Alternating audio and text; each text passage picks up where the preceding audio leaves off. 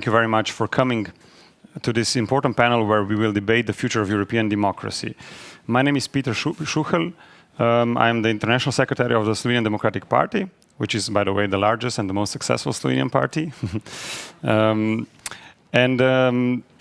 This roundtable debate has been organized by Wilfried Martens Center and Institute Jože Pucnik. And since 2006, the Jože Pucnik Institute has been a think tank of the Slovenian Democratic Party, whose main goal is to strengthen political culture in Slovenia. Besides organizing roundtable debates, discussions, the annual Political Academy of the Slovenian Democratic Party, and the annual Pucnik Symposium, besides publishing and researching an important part of the Pucnik Institute, the Institute has been cooperating with partners from all around the EU and abroad. Let me emphasize the really good relations with Wilfried Martens Center, Konrad Adenauer Stiftung, and other institutions. I would like to underline that Jože Pucnik Institute has been dealing a lot with the quite unsuccessful Slovenian democratic transition in the fields of politics, economy, judiciary, media, education, etc. Among the crucial topics of Pucnik Institute are therefore problems of democratization and democracy, its past, present, and the future. And on this point, I would like to thank the Wilfried Martens Center as well for being bold in addressing this topic as well. The term European democracy is being used more frequently in the last couple of years. We're also witnessing very interesting proposals on how to reduce the democratic deficit in the European Union.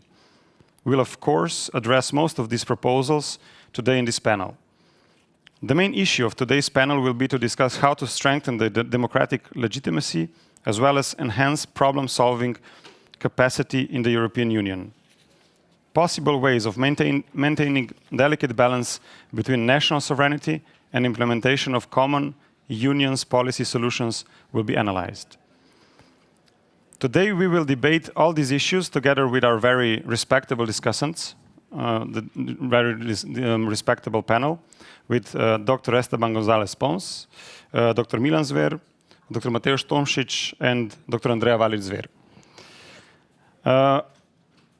We're going to start with Dr. Esteban Gonzáles Pons, who is a Spanish member of the European Parliament, who started his political career in 1993 as a senator for Valencia province, the post he resigned from after he became a minister for culture, education, sports in the Valencia regional parliament in 2003. Dr. Pons was also a spokesman in the Senate, and finally he was elected to the Spanish Congress of Deputies before becoming an MEP in 2014.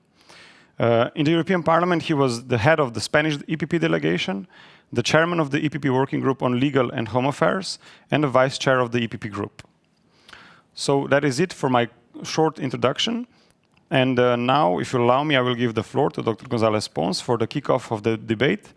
And because we know that your time is short, you have to leave in 20 minutes for the obligations of the European Parliament. So the floor is yours, Mr. Pons. Thank you very much. Good evening.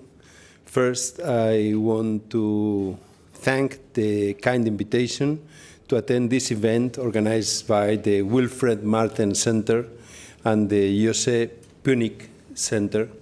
And I also want to thank my dear friends, Milan and Andreja, for calling me, for coming here and spend some time together. I have to say that I'm happy to participate in a debate like this because the concept of European democracy will occupy our political agenda for the next years. It has come to stay, and fortunately, it will not disappear. However, dear colleagues, I must begin my remarks saying that I do not agree with the title of the panel. In my opinion, there is not a legitimacy crisis of European democracy, and there is not such crisis because simply European democracy does not exist yet. Yes, we have European elections, and we have a democratically elected European parliament. But no, we know we don't have a European democracy as we have a Spanish democracy, German democracy, or Slovenian democracy. What we have instead is a legitimacy crisis of the European institutions due to a lack of European democracy.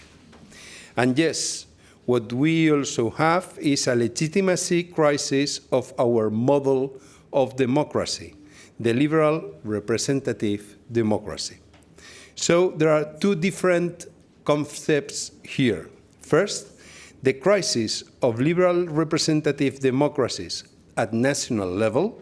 Second, the crisis of the European institutions due to a lack of a true and effective European democracy. As the moderator mentioned before, 30 years ago, Francis Fukuyama predicted the triumph of democracy as government system. Nowadays, Francis Fukuyama says that democracy is sentenced to death. Bad news are that 30 years ago, Dr. Fukuyama was wrong. Good news are that maybe he is wrong again. The truth is representative democracy did not work as well as we all expected after the fall of the Soviet Union and the communist world. For example, in my opinion, our democracy is failing in managing globalization, in tackling climate change, in handling digital revolution. Representative democracy worked perfectly well in the analogical world. However, it has shown all its weakness when the digital world arrived. And we are just at the beginning. Representative democracy is falling down in the black hole created by the generational gap. A gap between those who belong to the 50s, 60s, 70s, and 80s, and those born in the 90s and beyond. A gap between those who send a couple of handwritten letters per month and those who send 50 emails by day or more. A gap between those who grew up with one single TV channel that can be watched only on the living room and those who watch TV à la carte everywhere, in metro, airports, bathrooms, classrooms, etc.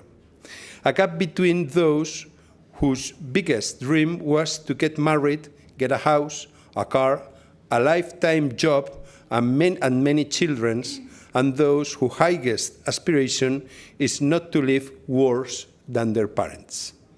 Yes, representative democracy is failing to all of them. To the first, because it's not able to give answers. To the second, because it's not able to give solutions. However, I still believe representative democracy is the best system of government. First, because, of course, representative democracy is the shield against tyranny and dictatorships. Second, because in contrast with other forms of democracy, like direct democracy, representative democracy tries to build consensus, not to divide society in blocks. Third, because with representative democracy, politicians are responsible of their acts. So, as I said, I still believe representative democracy is the best system of government, but maybe my daughter and my son will not think the same. That's why my conclusion to this chapter would be, first, we need to rethink representative democracy. Second, we need a representative democracy able to deal with the challenges of the 21st century. Third, we need a representative democracy fully engaged with the digital world, not afraid of it. And fourth, we need a representative democracy able to work in new ways and able to close the gaps that are fracturing our societies. As I said, I do not believe there is a legitimate crisis of European democracy simply because such a thing doesn't exist yet. Yes, we are working hard on it, but unfortunately, we are still far from seeing some progress. And this time, allow me to say that the only ones to be blamed are national governments. National governments suffer from narrative schizophrenia. When they come to Brussels, they meet in closed rooms and defend one position. When they come back to their capitals, they go public to defend exactly the opposite that they say in Brussels. Sorry for my lack of political correctness, but they are acting in such a selfish and cynic way that they are risking the entire European project, as we've seen in the United Kingdom.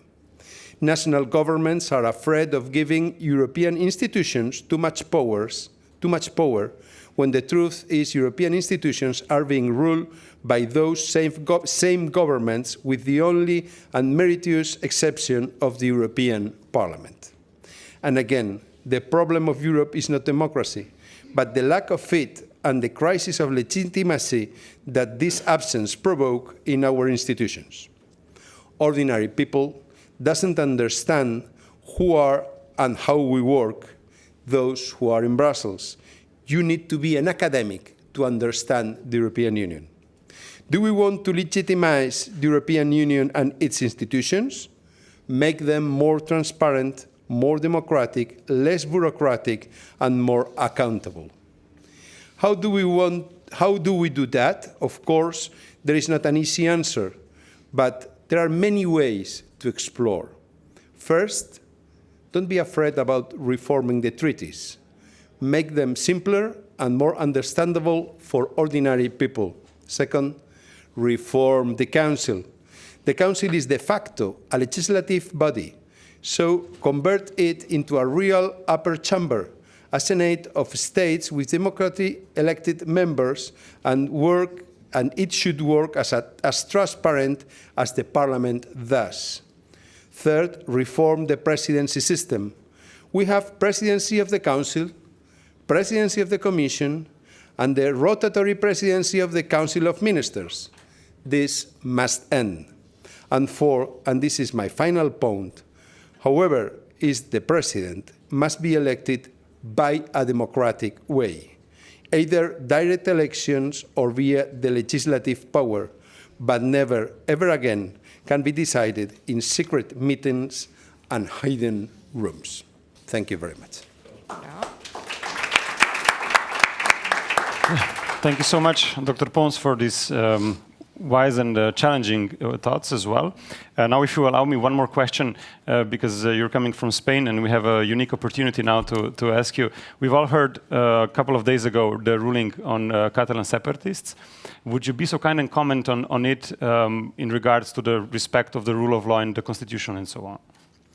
Thank you very much. What we had in Spain 2 years ago, it was a failed coup d'etat against our constitution. So the answer of the Spanish national power was the typical answer of state under the rule of law. And what these politicians did 2 years ago has been under the work of our judges. We got last Monday the final resolution coming from our Supreme Court. I think it's a good one because nobody is happy. If I could say with that words, the Spanish nationalists are not happy, and the Catalonian nationalists neither are happy. For the Spanish nationalists, the resolution is too soft. For the Catalonian nationalists, the resolution is too strong. I think it's a resolution that is going to be accepted by the European Court of Human Rights. And what is happening now is that what I was trying to say in my speech, that the fail of the representative democracy, the fail of policy, takes us to a non-peaceful scenario. What we are having in Barcelona in the last hours is a non-peaceful scenario. And I think that everybody has to do their best to take the situation back to the Catalonian parliament and to the Spanish parliament and to the representative democracy scenario where people has to speak and not to fight. I'm afraid about what's going to happen there in the next hours, in the coming days, and I hope that those who are now pushing for a non-pacific revolution stop in their idea and they allowed us to come back to a peaceful dialogue and to a peaceful policy. This resolution of the Spanish Supreme Court that makes no happy everybody, that doesn't make happy anybody, I think is a perfect first step for the solution of our constitutional crisis. Thank you very much. Thank you so much. And now, because we know that Mr. Pons has a busy agenda in the European Parliament, we would like to thank you for the great kickoff of the debate, and wish you all the best also for Spain and for the peaceful solution back home. Yeah. Thank you so much. Would maybe anybody want to ask anything now, Mr. Pons? Because then we have like short question. Yeah.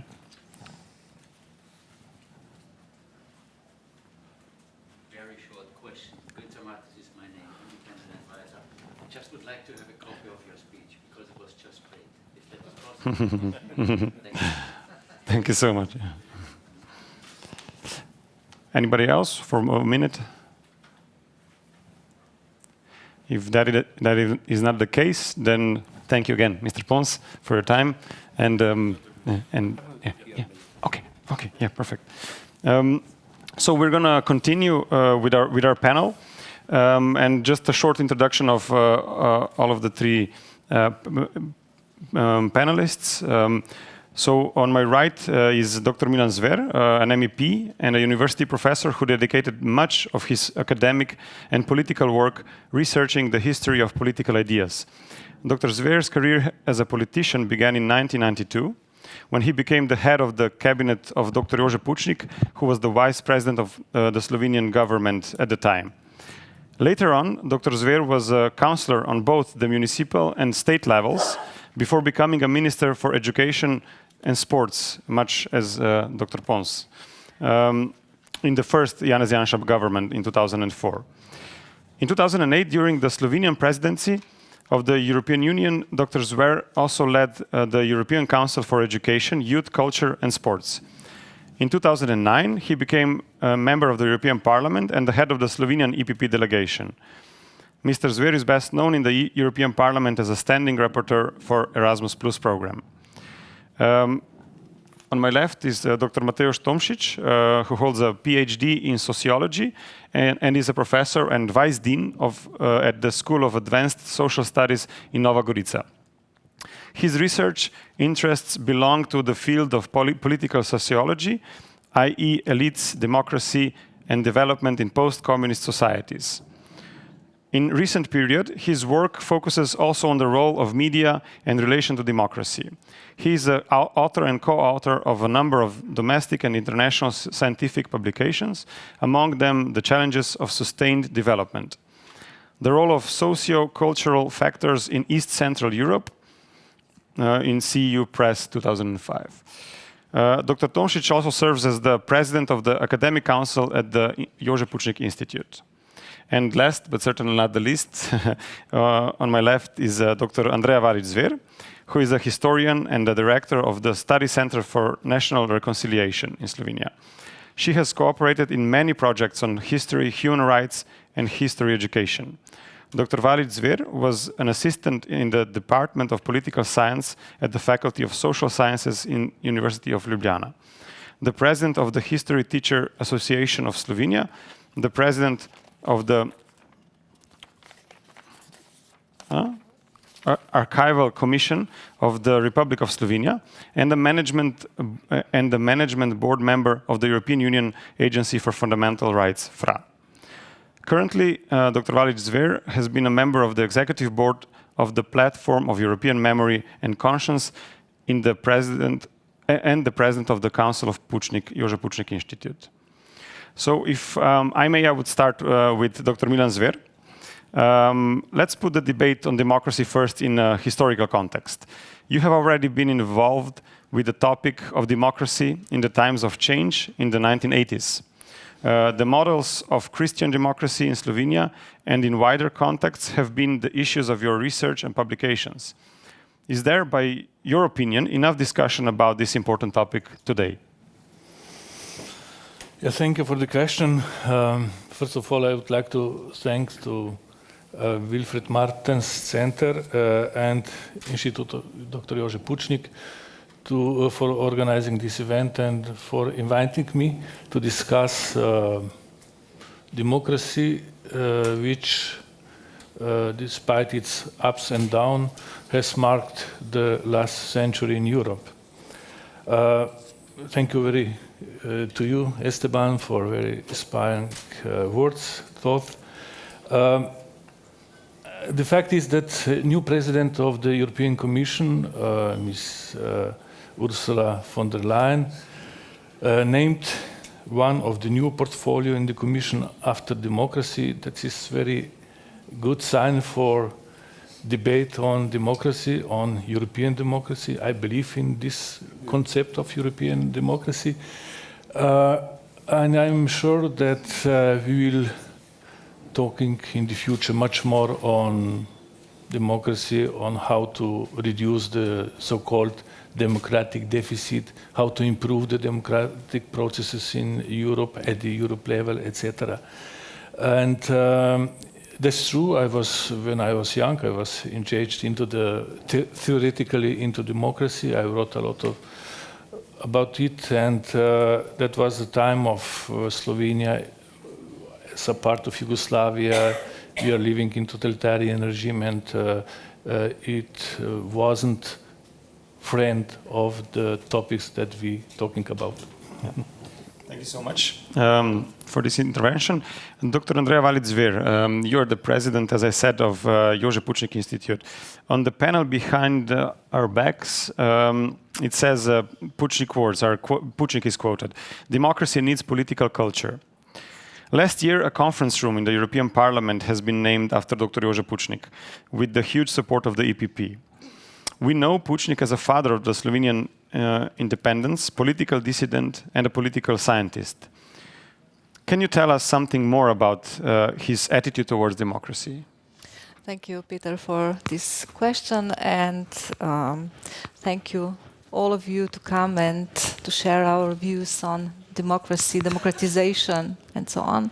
And especially thanks to Dr. Pons for coming and join us and sharing his thoughts. Very inspiring and very challenging, because I do think that this title, which was given by Wilfried Martens Center, is very challenging in a way, because it kind of reminds us of the House of European History, which is very near the European Parliament.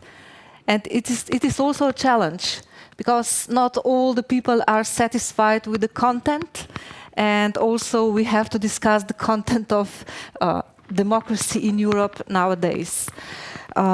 So I would like to say that this debate on pros and cons of the so-called European democracy is very needed, and we should discuss also the techniques of how to develop and how to convey this democracy for our common well-being. And of course, we mustn't forget our common European history as well. So you mentioned Dr. Jože Pucnik, just a few words, because this thought is really it's a remarkable thought, very powerful thought. Democracy needs political culture. Dr. Pucnik, he was, as you said, political dissident. He was also a true Democrat, and he's called by many Slovenians the real father of the independent Slovenian state. But he was also a political scientist. And since his youth, he has been involved in all sorts of discussions on human rights, etc., which was at that time, at that, let's say, communist, totalitarian state not allowed. And that's why he was imprisoned, he was tortured, he spent 9 years in communist prison. And when he was finally released, there was no work for him in Slovenia or at that time Yugoslavia. So he had to, let's say, escape to Germany. He got political asylum there, and Ljubljana University didn't want to recognize his diploma. And so he studied once again. He made a PhD in sociology, and he became a professor at the university in Lüneburg in northern Germany. And then when the, let's say, political spring in the end of 80s started in Slovenia and also in other, let's say, countries, states behind the Iron Curtain, he came back home, and he was the leader of the democratic opposition, like, for example, Václav Havel or other persons, famous democratic, powerful persons. So let's go back to his political statement that democracy needs political culture. Yeah, he was at first, as a political scientist, he supported the so-called system theory. He was writing a lot about that democracy needs institutions like parliament, parties, independent judiciary, etc. But later on, due to quite unsuccessful democratic transition since the beginning of 90s in Slovenia, he also added his theory on political culture. So it is not enough to have only the institutions. This is just the basic. You have to have also the political culture. He stated that people who lived for decades in a totalitarian regime, people behind the Iron Curtain, their mentalities are somehow damaged. He used this word, damaged mentalities. So people who were for decades subdued to repression of secret political police, military repression, repression of totalitarian judiciary, etc. They are not free-minded. Their mentality is somehow damaged. And that's why we should strengthen political culture in that states. And that was his point. Thank you so much, Dr. Andreja Valič-Zver. And for Dr. Tomšič, there's a lot of debate on the crisis of the European democracy, as we heard. Some of the issues on that were already discussed today at today's panel with Dr. Pons as well. And what would you say are the key shortcomings of the democracy at the EU level? Thank you. Greetings also from my side. The term democratic deficit in Europe was already mentioned several times in our current debate, where what is meant here is that usually meant here is that people has not much to say, or they are not involved enough in political life in Europe. But we have to be aware that the European democracy as such is very complex phenomenon. We are speaking here about so-called multi-level governance. So we have European level, national level, regional, local, and so on. And these all levels are strongly mutually interwoven here. So we can speak about the governance, the democracy that works on national level and also on EU level, which is specific. We cannot simply transfer the principles from the national level to EU level.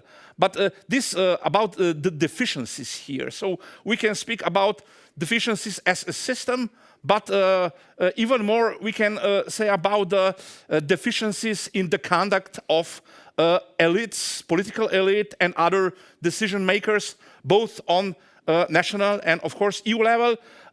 What is often observable here, what can we observe here is so-called lack of leadership. So both at national and EU level. Speaking about EU level, what is here problematic is too excessive bureaucratism. So when the leaders, the politicians, often function not as the ones with some kind of political vision, but as kind of bureaucrats or caretakers. What is the consequence or the opposition that is a kind of reaction of this bureaucratism is kind of utopianism in terms of unrealistic ideas. And what is here, what lacks here is some kind of vision that involves innovative, but also realistic ideas. And the consequence of this lack of leadership, these malfunctions by the side of political elites, is insufficient problem-solving capacity. Again, we can speak both at EU and national level. So there is often a lack of coordination. The most evident example here, of course, was the migrant crisis from 2015, where we didn't have any coherent common policy or approach how to tackle this very important issue. On the one hand, we had an open border approach. On the other hand, we have building walls or fences around the country. So, and yes, this was a strong, very evident symptom that in the functioning of this multi-level system of governments is something very wrong. And what is the consequence of this malfunction? So we can, in the last years, we can witness very evident increasing of political distrust. Both to national and European political elites again. So we can say we can speak about some kind of switch from so-called permissive consensus to so-called constraining dissensus. So decades ago, or through the decades, we had this very strong agreement, both from the side of political elites and at the side of citizenry, that EU is something beneficial. So, but in the last years, this dissensus or the fact that European issues can be something that polarize the political space became more and more evident. Decades ago, for example, the European issues or the EU institutions or EU policies were mostly non-issue at national level. But now these issues, like which policy or what kind of policy shall be adopted at EU level, often polarizes. So we have, on one hand, still the majority of political elites who is pro-Europe. On other hand, we have the political elites and also part of the constituency that challenges even the very existence of European Union as such. And what is also very problematic here is rather weak awareness of the common European identity. Not only among considerable portion of the electorate, but also among political elites. Some part of political elite, rather their promotion of EU values, advocates so-called multiculturalism, so which neglects or even opposes any relevance of cultural differences, which states that there are no differences, that the culture doesn't matter at all, what is evidently not the case. So it is often politically incorrect to say that some traditions from the let's say, non-European world are simply not compatible with European principles and also with democratic principles. I think this would be enough from this at this point from my side. Thank you so much, Dr. Tomšič. And Dr. Zver, people often think that democracy is given once and for all. Would you, as a political scientist, agree with that statement? No, if we try to look at the history of democracy, we can realize that democracy is quite live phenomenon. It's expanding itself sometimes like tsunami and radically change the societies and the role of citizens in them. One of them, tsunami or wave, happened 1 year ago after the World War I, and many countries at the time involved parliamentary democracy as the best political system at the time, and many of them fell into a crisis immediately. We know that democracy at the time was not so technical, sophisticated, have many disadvantages like threshold was at that time very extremely low, that enable emergence of many political parties in France, more than 300, and those small political parties were not able to run the state and countries, and that is why they were talking about the crisis of parliamentary democracy in 20s and 30 years. And that it's normal that those countries have been thought for another political system, new ways, and even totalitarian systems born at that time, like Nazism, fascism, and communism. And even after World War II, the free world realized that democracy is the normal path for the future, for the societies. And in the post-communist area was allowed the same conclusions only after the fall of the current Iron Berlin Wall. And Esteban mentioned before that at the time American guru Francis Fukuyama wrote, "This is the triumph of Western parliamentary democracy." It is some kind of end of the history. Yeah, and so, but if I'm not mistaken, he also kind of changed his mind lately, and because he wrote another book entitled "Democracy in Decline," right? Yeah. And also, according to the results of a year-long survey by The Economist in recent years, the quality of democracy has been decreasing almost everywhere.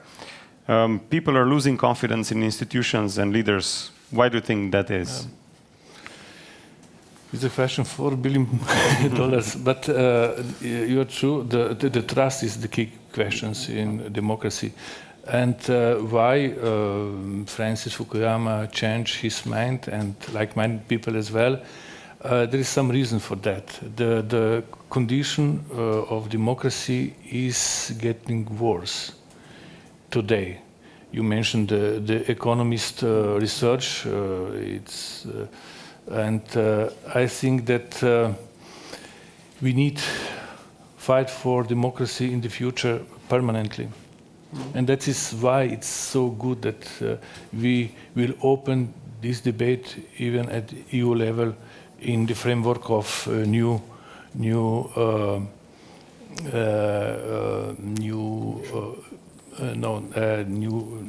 debate on democracy in framework of convention of the future of European Union.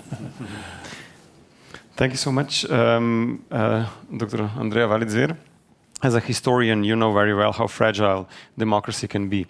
What should be done to prevent all sorts of extreme political movements that have been attracting especially young people throughout Europe nowadays? Thank you for this question.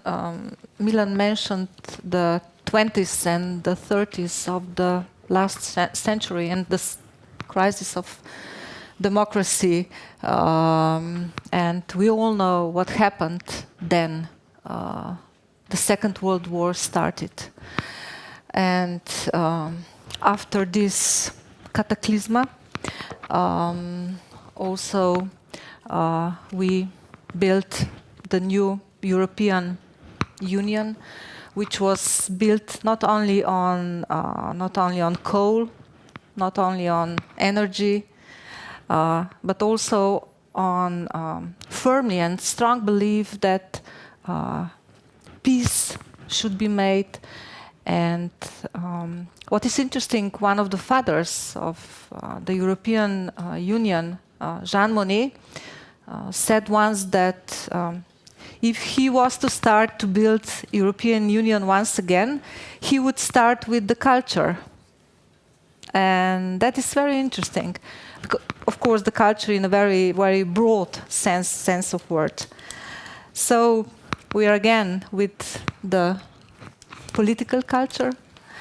And I think that the key question of building the political culture for democracy, for our basic values, for human rights, for rule of law, for freedom, etc., is of course education. I have heard this word today many times, how education is important.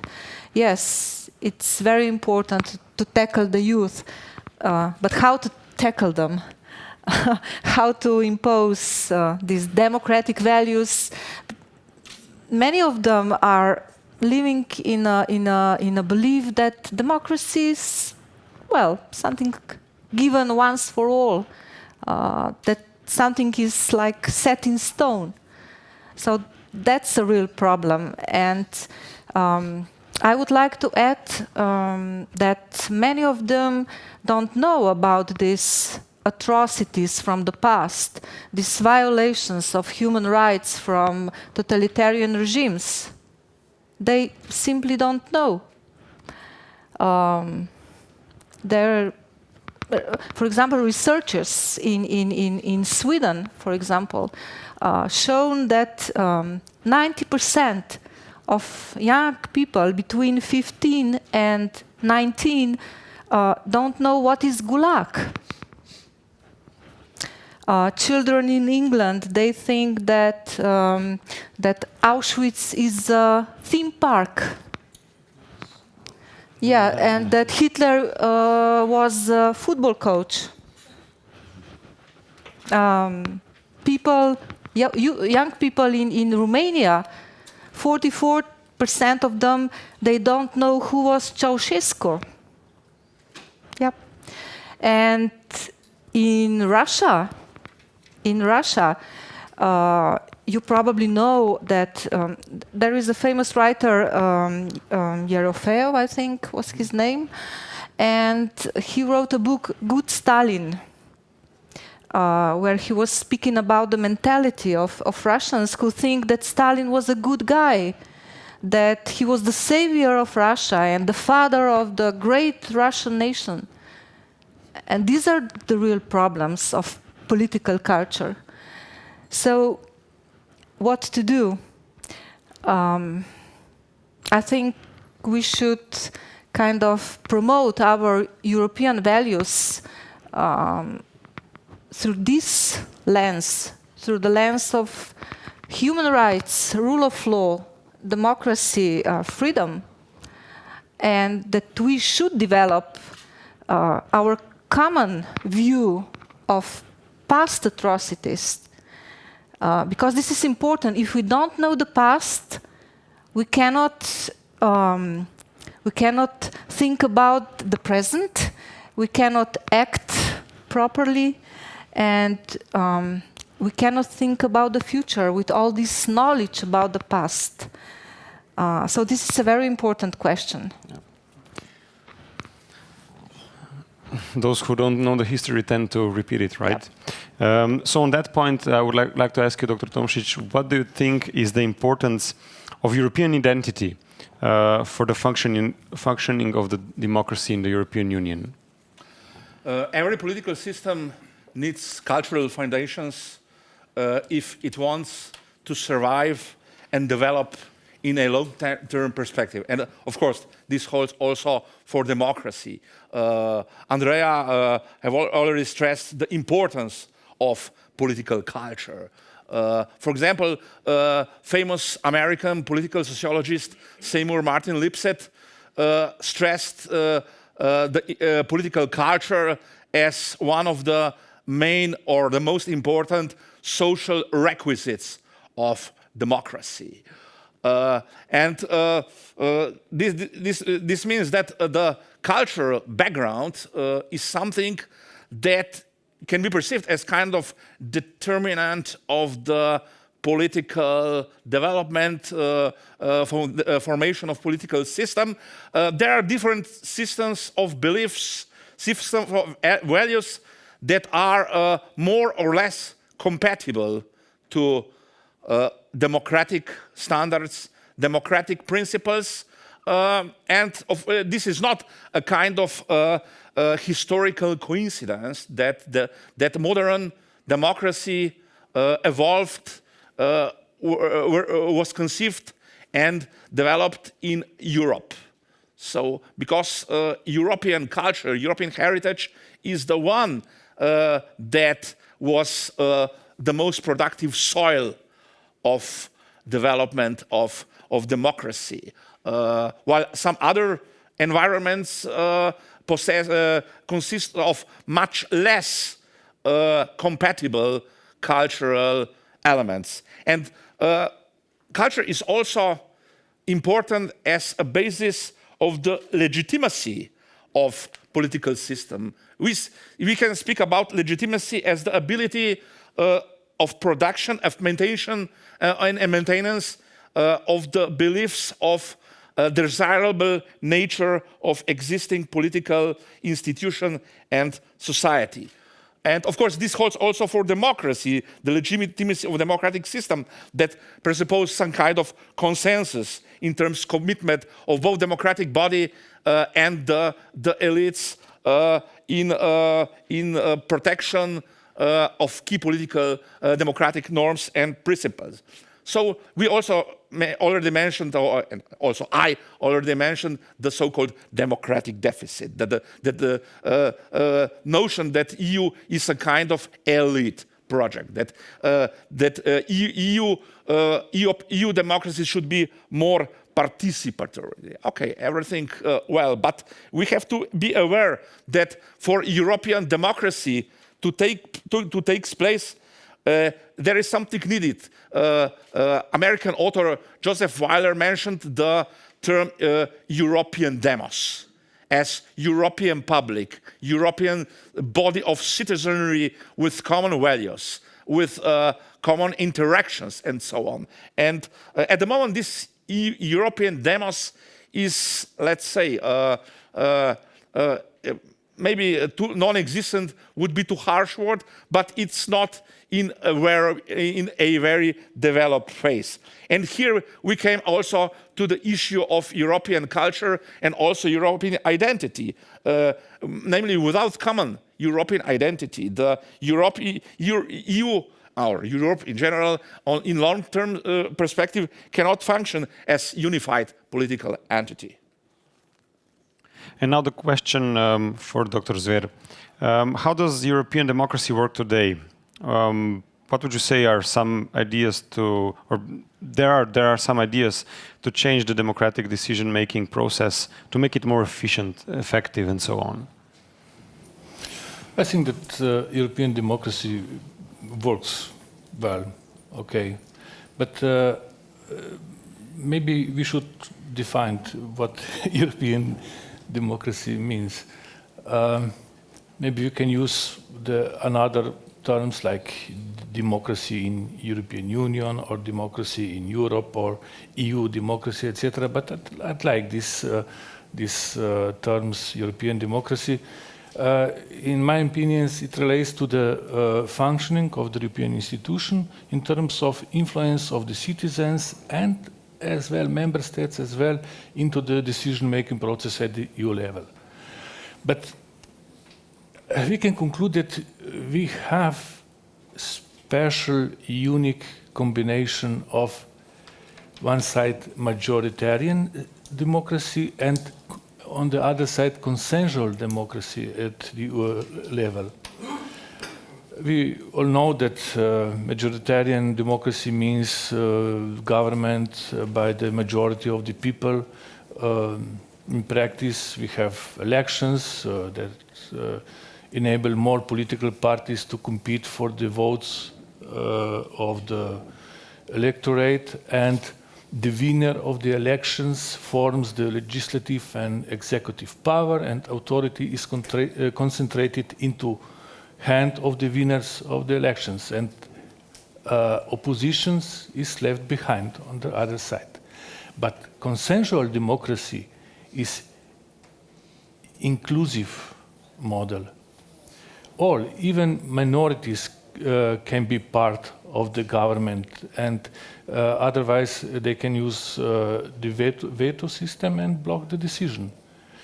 So at the EU level we have both majoritarian, normal democratic system as well consensual system, and European Parliament symbolizes majoritarian democracy, and Council of the European Union symbolizes the consensual democracy. And both of them are very important for state of democracy in the Union. Thank you. And coming back to Dr. Tomšič, what would you say is the basis for a common European identity? What is the essence of the European way of life, in your opinion? The term way of life is really popular right now in this. Yes, I have to say that I like very much this phrase "European way of life," and I'm also very pleased that the head of EU Commission, Mrs. von der Leyen, decided to create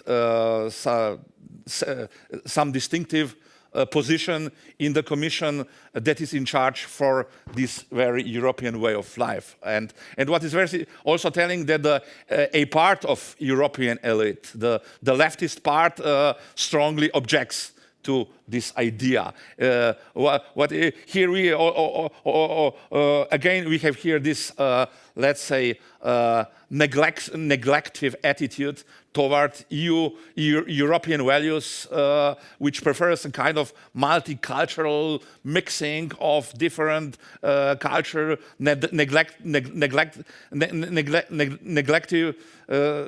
of the importance of the what is unique for Europe. And speaking about EU identity, or the basis of European identity, there are many problems with the definition of this, because the pluralism is one of most distinctive features of European culture. And pluralism means diversity, means differences, means existence of different, I don't know, ethnic tradition, religious tradition, different ideological tradition, means political differences, and also means that it is rather difficult to find a kind of common ground in this regard, to find what is distinctively European and what is not. French philosopher Remy Braque wrote a book with the title Europe, the Roman Road, where he puts very persuasively parallels between ancient Rome and the Europe. And for him, Europe very much, modern Europe very much resembles to the ancient Rome. We know ancient Romans were very skillful in inclusion of different elements, different traditions, either Greek, Etruscan, and so on, into their own framework. And also the same is the case with Europe, namely the modern Europe rests on different let's say, founding pillars. It is based on both on faith and on the reason, both on Judeo-Christian religious tradition and, of course, on secular tradition of the Enlightenment. So there are different roots of or core, let's say, main stones of European identity.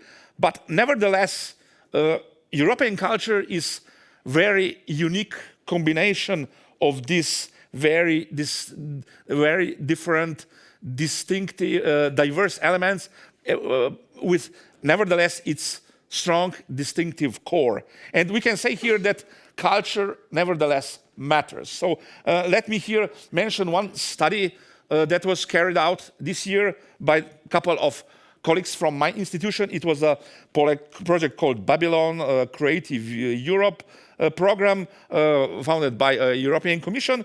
It was in the framework of this project, there was a survey carried out on young population in Slovenia. Okay, this was only kind of case study, so it is difficult to generalize this result.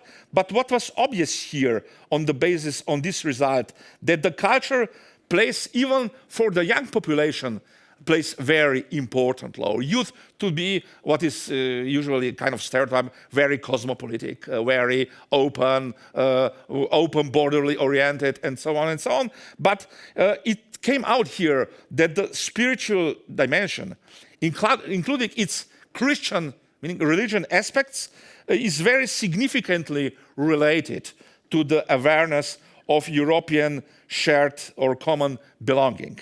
And furthermore, it was obvious from this survey that the national pride and the commitment to Europe are not in contradiction, but au contraire, they are complementary. Means that there is strong correlation between feeling national Slovenian in this regard and to belong to the common European project. So it is obvious that the strong European identity can only rest on the recognition of the existing form of belonging, on existing national identities, on existing religion identities. This is something that fits quite neatly together. Thank you so much. And now, Dr. Andreja Valič, what would you say are the factors that affect the state of democracy?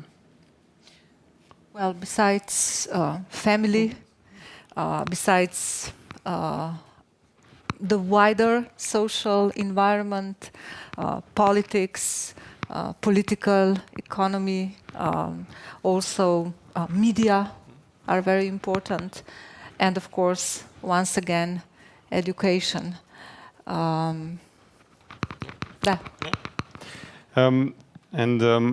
Dr. Zver, how can we overcome the democratic deficit or improve European democracy?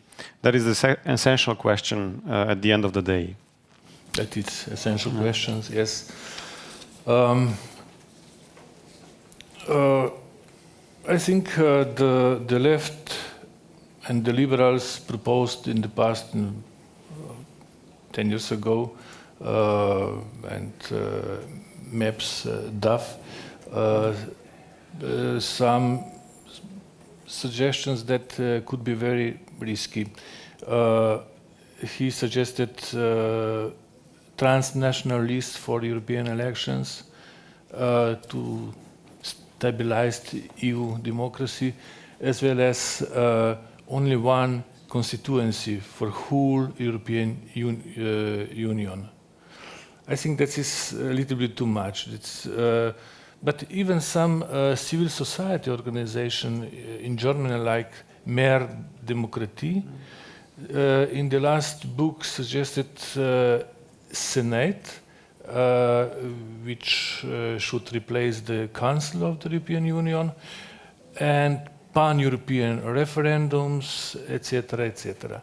I think that such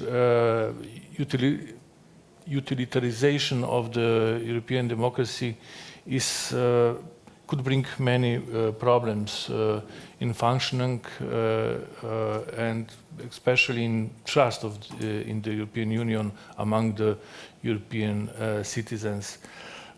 We can help to improve the role of the citizens in some other ways. For example, we, EPP, we proposed the leading candidate or Spitzenkandidat for the European elections.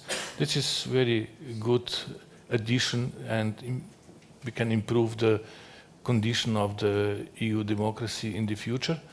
As well as citizens' initiative is also very important measures for in that line.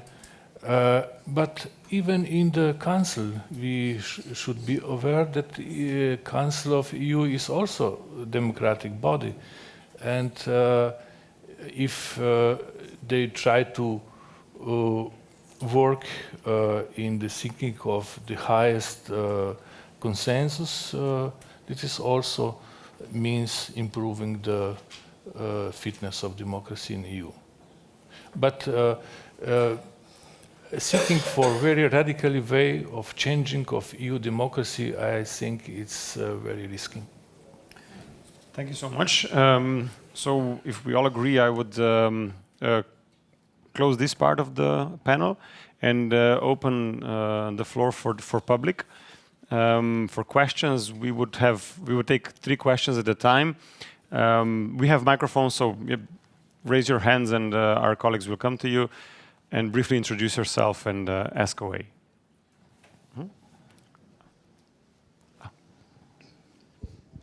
Thank you. Günther Mattis again, independent advisor. A very short question to your last remark concerning the council, for example. I've been working 14 years in Brussels as a lobbyist. I've tried to improve, to help politicians to make useful legislations, and the council was anything else than transparent.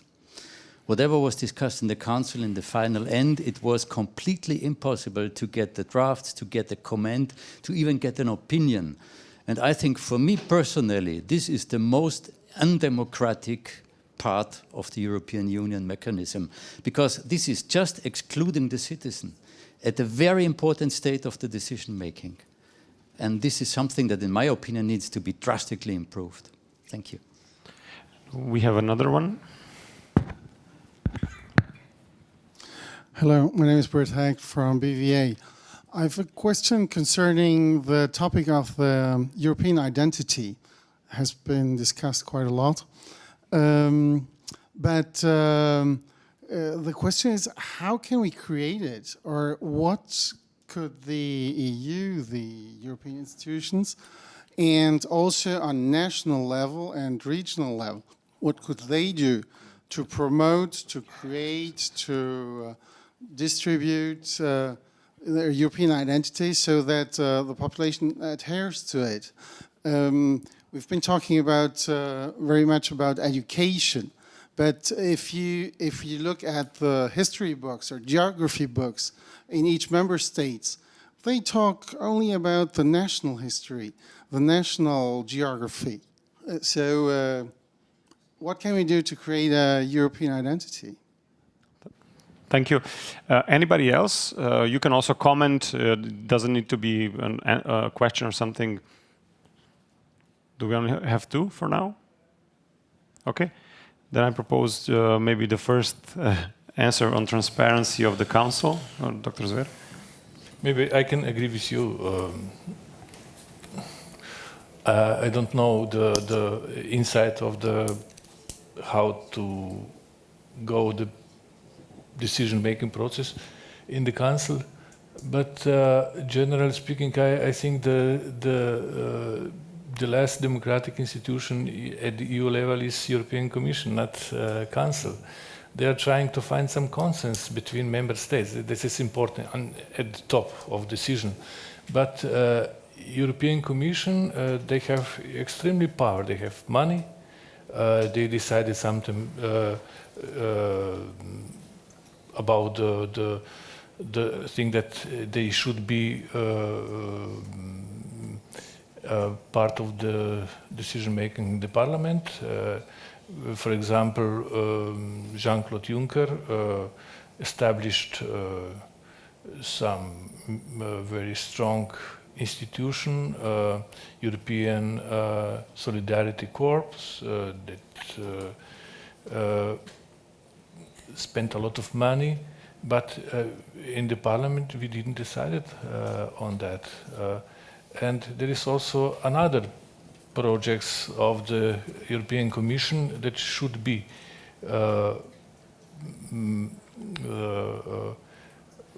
into this decision making process in the parliament, like new initiative, European universities, for example.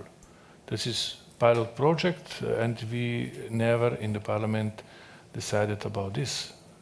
But even this project spent a lot of money, more than 100 millions per year. That's the danger of the European democracy. If someone somewhere decided and he shouldn't. It's true that the European Commission can sometimes abuse its powers and go beyond what was meant. The second question, I think, was for Dr. Tomšič. EU identity. Okay, the very phrase creation of European identity is somehow problematic, because this certainly cannot be some kind of creatio ex nihilo. So I think European identity can only be developed in the long terms, and certainly cannot be introduced in a top-down way. So I think the European identity can only be against some kind of identity composed of several layers. It should involve local elements, regional, national, and also this, let's say, common core of European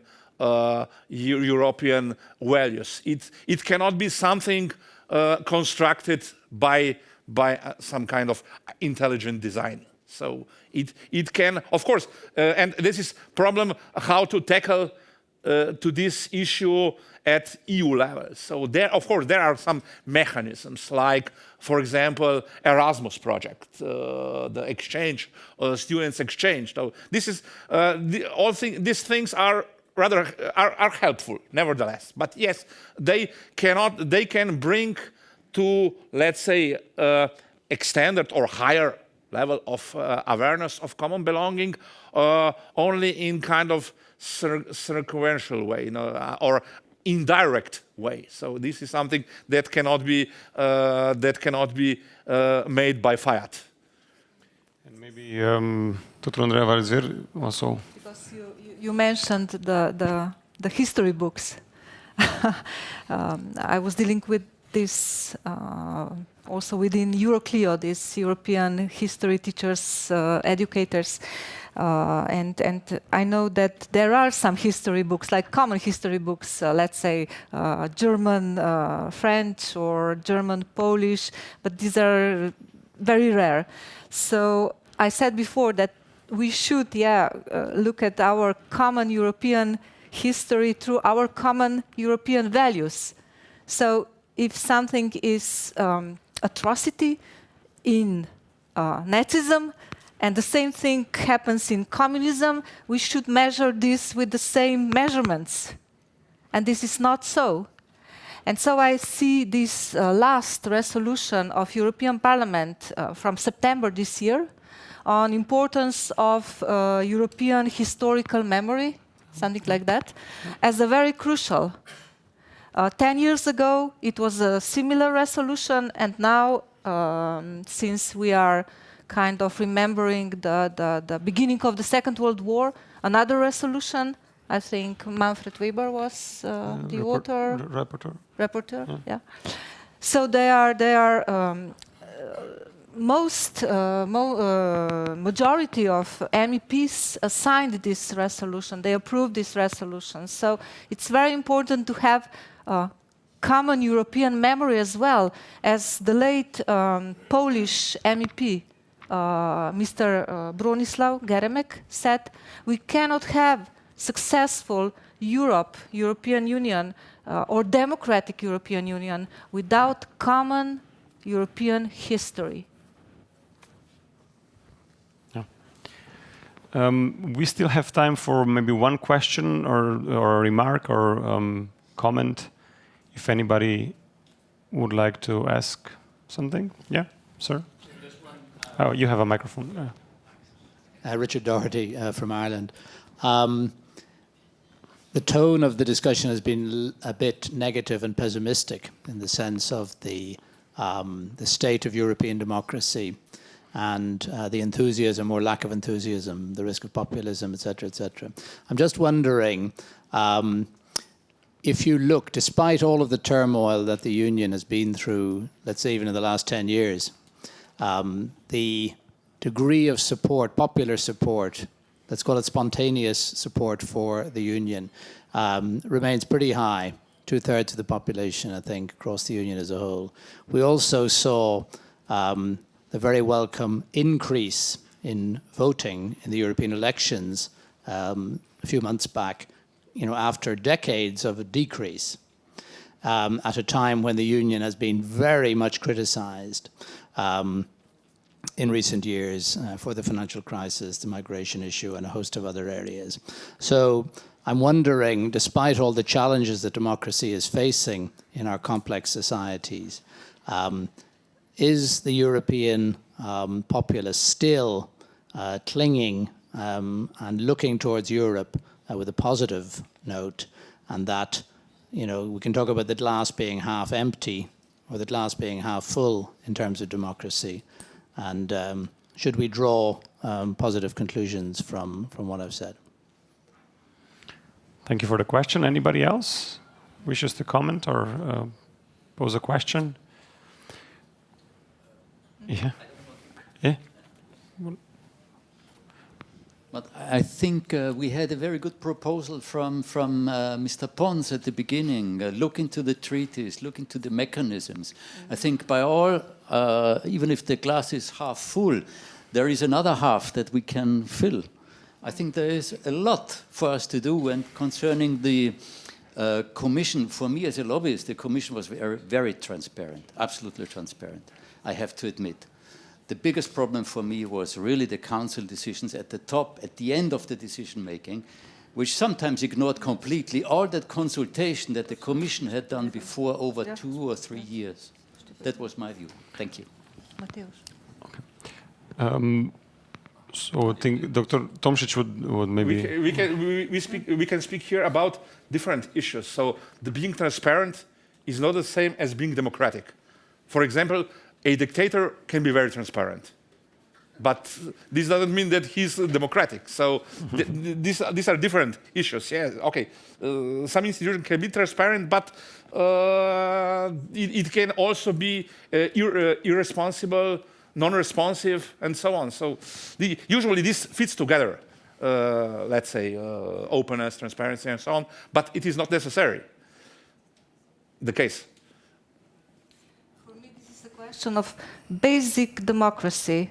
If Dr. Pons said representative democracy is the best way of government, and who was elected on the democratic elections? European Commission or European Parliament and the Council? That's for me the basic question. I would like to invite you once to come to my office and to discuss what is the role of the Council and European Commission in the structure of European democracy.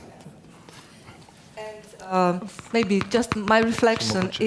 I'm sorry that you felt that way, that we were negative. I don't think that we were negative. We were just tackling the challenges. And this is another core of democracy. Discussion, debate, although we think differently, the core basic values we share are the same. Maybe the final thoughts will be more optimistic. Do we have like really short question because we are running out of time? Peter Schweiger was working many years in the European institutions. I think basically they work democratically, but I think a major problem, maybe you share this, is the communication. What also Dr. Pons said. The Council of Ministers, they get their instructions from the capitals. They don't work here. As the Bundesrat in Germany get their instructions from the state chancelleries, and they act in the Bundesrat. So the decisions are taken mainly in the capitals. But the capitals do not communicate this. The national governments, very often, as Dr. Pons said, okay, they have a position here in Brussels, they have another position in member states. For the European Union, it's extremely difficult to communicate to 400 million people from here, centrally what happens, what is decided, and so on. Member states have a responsibility, and very often they don't not follow their responsibilities. I don't know whether you share this opinion. Yeah, it's a fair point. Thank you so much for the comment as well. Time is running out, but before we completely close the debate, I would still like to give the floor to our discussants for one more final thought, for a quick, short thought. Maybe Dr. Tomšič. Okay, thank you. I will continue with at the point on the point where I, in fact, stopped before. I think any European project, any European political project that would neglect the existing forms, existing loyalties, existing forms of common belonging of the citizens of Europe, or even would try to, I don't know, eliminate them or marginalize them, is doomed to failure. Thank you. Okay. Andreja? Thank you. I think that democracy demands critical and informed people, and that it demands active citizens. And we have to ask ourselves, does member states have enough these active, critical, informed citizens? And my answer is no. So once again, I think that education is the key question. I'm also very happy that the new chief of the Commission has this sector portfolio for democracy, for European values, and I think much should be done on this field. Thank you. Dr. Zver? Yeah, I would like to repeat maybe very boring or conservative, but I think that too much improvisation with the European democracy could be very risky in the future, and I think that Lisbon Treaty is solid framework for the further development of the European democracy. Thank you so much. Now allow me to thank our distinguished panelists for their analysis and fruitful thoughts. Warm thanks also to all of you that came and listened to our speakers, and for your questions, comments, and opinions on future of the European democracy. So in my opinion, I think we can all agree that this was a very fruitful debate, where each of us learned something new, and lots of food for thought has been offered for sure. Our discussants will, of course, remain at your availability to those of you that wish to speak to them in a more unofficial setting outside of the room. And thanks again for coming, and have a nice and successful Wednesday evening.